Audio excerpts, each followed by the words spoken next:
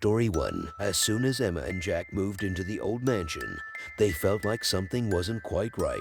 The house had an eerie feel to it, and they couldn't shake the feeling that they were being watched. One night, as they were sleeping, Emma suddenly woke up with a start. She felt a sharp pain in her neck and realized that something was biting her. She tried to push it away, but it was too strong. Eventually, she passed out. The next morning, Emma woke up with 2 small puncture wounds on her neck.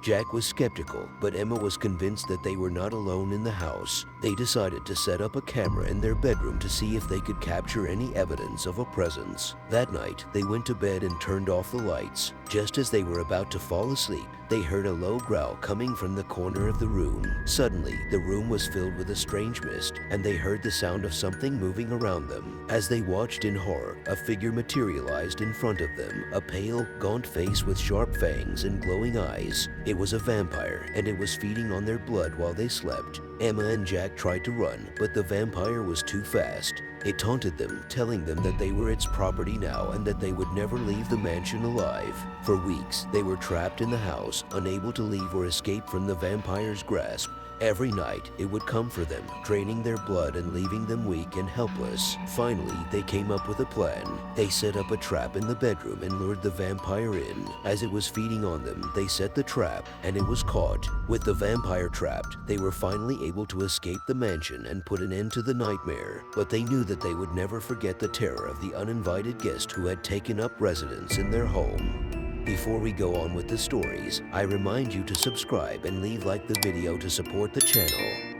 Story 2. In the small town of Millwood, something sinister was lurking in the shadows. For weeks, people had been disappearing without a trace, and the townspeople were growing more and more frightened with each passing day. Some whispered that a vampire was responsible for the disappearances, but nobody had been able to catch the creature in the act. One night, a group of brave locals decided to set a trap for the vampire. They gathered together at the old abandoned church in the center of town, which was rumored to be a place where the creature was known to lurk. Armed with stakes and crosses, they waited for the vampire to make an appearance. As the night wore on, the group grew more and more anxious. Just as they were about to give up hope, they heard a rustling in the bushes outside. They readied themselves, waiting for the creature to reveal itself. Suddenly, a figure emerged from the shadows. It was a tall, pale man with piercing red eyes and sharp fangs. The group knew immediately that it was the vampire they had been searching for. They tried to attack, but the vampire was too fast.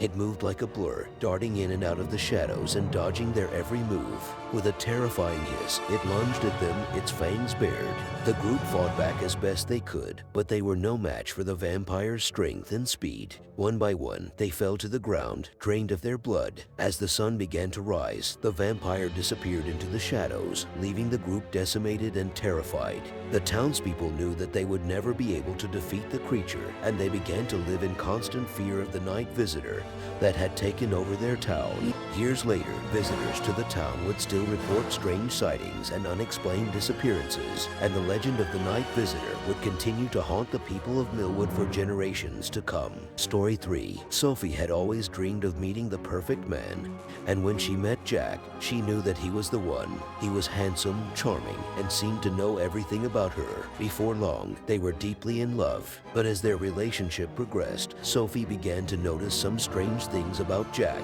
He always seemed to be cold, even on the warmest days, and he had a peculiar taste for rare meats. She tried to brush it off, but she couldn't shake the feeling that something wasn't quite right. One day, Sophie stumbled upon a hidden room in Jack's house, and what she found inside made her blood run cold. The room was filled with strange artifacts, including a coffin and bottles of what looked like blood. She knew then that Jack was not just a man, but a vampire. Sophie was torn. On the one hand, she loved Jack and didn't want to leave him. On the other hand, she knew that being with a vampire would mean giving up her own life and becoming his eternal bride. As she struggled to make a decision, Jack began to grow more and more possessive.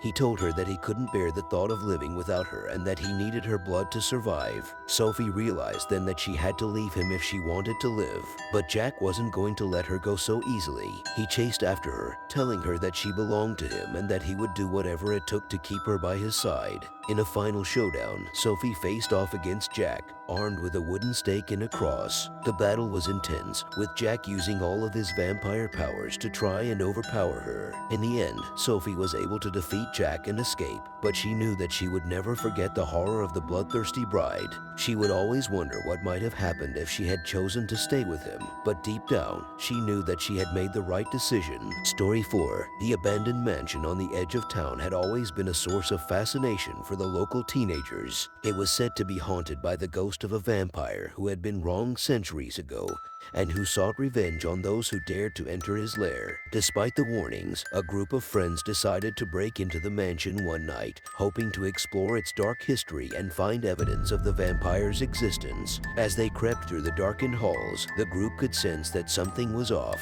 Strange shadows seemed to move of their own accord, and the air was thick with an unexplainable, eerie energy. Suddenly, a loud creaking sound echoed through the house. They turned to see the door they had entered slammed shut, trapping them inside. Panic set in as they realized that they were not alone. The vampire had been waiting for them, and he was hungry for revenge. The creature appeared before them, his eyes glowing red with fury and his fangs bared. The group tried to run, but the vampire was too fast. He pursued them through the winding corridors, his long cape billowing behind him. One by one, the teenagers fell prey to the vampire's wrath.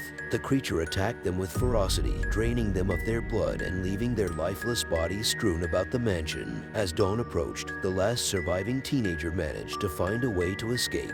But the vampire was not done with them yet. It pursued them through the forest, desperate to claim its final victim.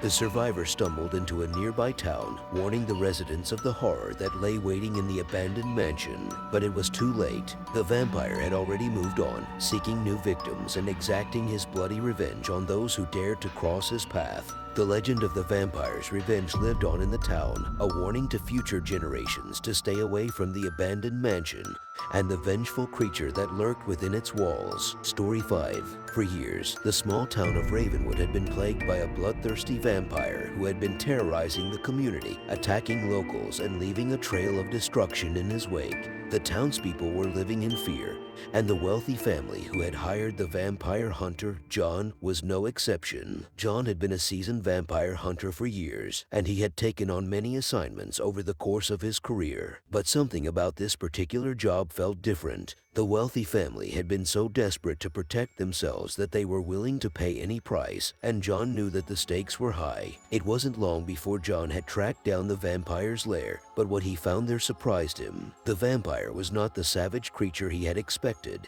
but a beautiful and alluring woman. She begged John to spare her life, telling him that she had been turned into a vampire against her will, and that she had been struggling to control her thirst for blood ever since. John was torn. On the one hand, he had been hired to protect the wealthy family and rid the town of the vampire's reign of terror. But on the other hand, he could see the humanity in the creature before him and was hesitant to take her life. As he wrestled with his conscience, John began to realize that the line between good and evil was not as clear-cut as he had thought. He began to question his own motives and whether he was truly fighting for the greater good or simply perpetuating a cycle of violence. In the end, John made a decision that would change his life forever. He spared the vampire's life, recognizing that she was not the monster he had been hired to destroy, but a victim of circumstance. He also decided to retire from vampire hunting, realizing that there was more to life than chasing after mythical creatures. As he left the town of Ravenwood, John knew that he would never forget the lessons he had learned.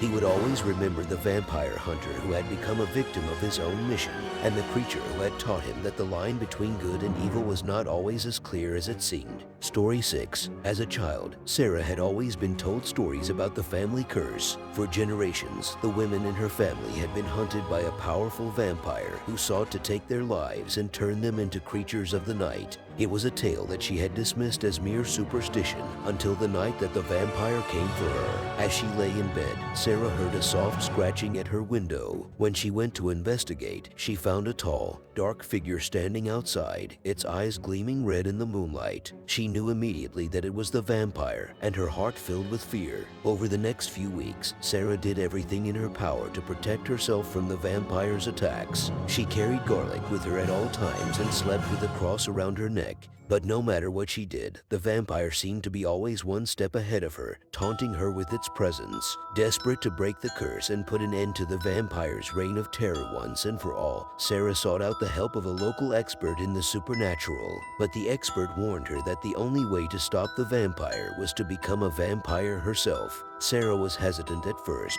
but she knew that she could not live her life in fear forever. She made the decision to embrace her fate and allow the vampire to turn her into one of its kind. As the transformation began, Sarah felt her body changing, her senses becoming heightened, and her thirst for blood growing stronger with each passing moment. She knew that she would never be the same again. With her new powers, Sarah finally confronted the vampire, who had been hunting her family for generations. In a fierce battle, she managed to defeat him, putting an end to the curse and freeing her family from the vampire's grip. But Sarah's victory came at a great cost. She was now a vampire, forever doomed to live in the shadows and to hunt for her prey. She knew that her life would never be the same again, but in the end, she had made the ultimate sacrifice to protect those she loved. Story 7.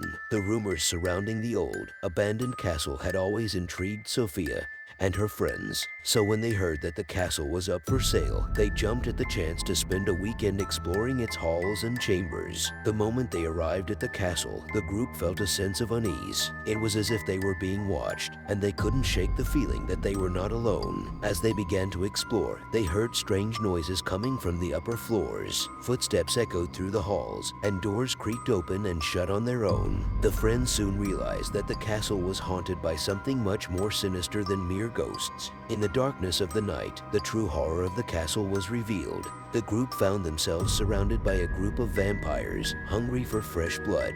They were trapped with no way out. The friends tried to escape, but the vampires were too strong and too fast. One by one, the friends were taken down by the vampire horde. Sophia knew that she had to fight back, or she would be next. Armed with a wooden stake, Sophia faced off against the vampire leader. It was a brutal battle, but she managed to impale the vampire with the stake, finally defeating it. As she looked around at the carnage and destruction, Sophia realized that she and her friends had been foolish to come to the haunted castle. They had entered a world of darkness and horror, one that they were lucky to escape with their lives. Sophia knew that the experience had changed her forever. She would never be able to forget the horrors of that night, and she would never again take the power of the undead lightly. Thanks for tuning into our scary story today. Don't forget to subscribe to our channel for more spooky tales like this one. Until next time, stay safe and keep your lights on at night.